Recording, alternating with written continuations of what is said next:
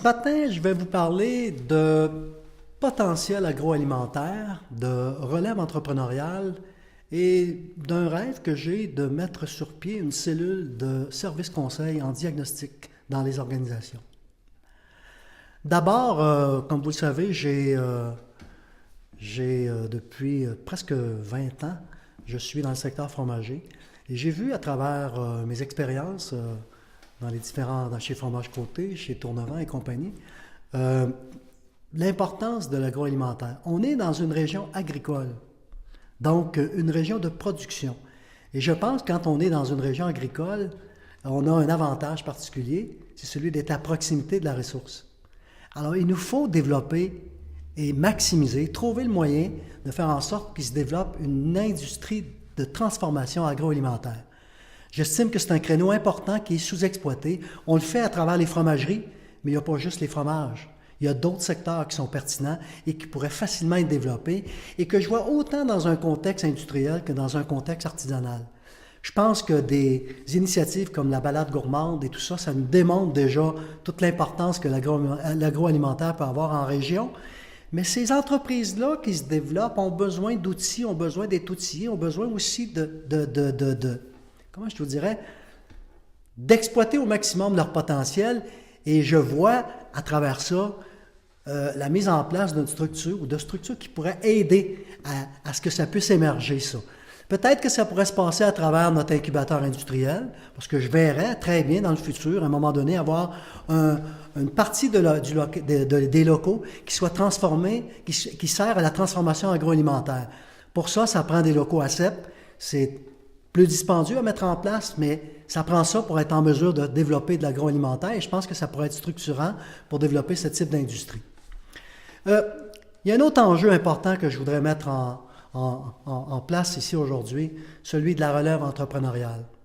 On est une région remplie de PME, particulièrement de petites et moyennes entreprises, et l'un des principaux enjeux que la région a, c'est partout au Québec, mais je vais dire particulièrement ici parce qu'on n'a pas de très grande entreprise, c'est la relève en entreprise.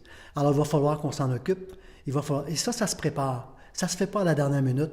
Ça se prépare 5 ans, 10 ans à l'avance même. Plus l'organisation est importante, je vous dirais, plus ça doit se préparer à l'avance. Et ça, c'est une préoccupation que je voudrais pouvoir mettre en place à travers ce que je vais appeler une cellule de service conseil diagnostic organisationnel.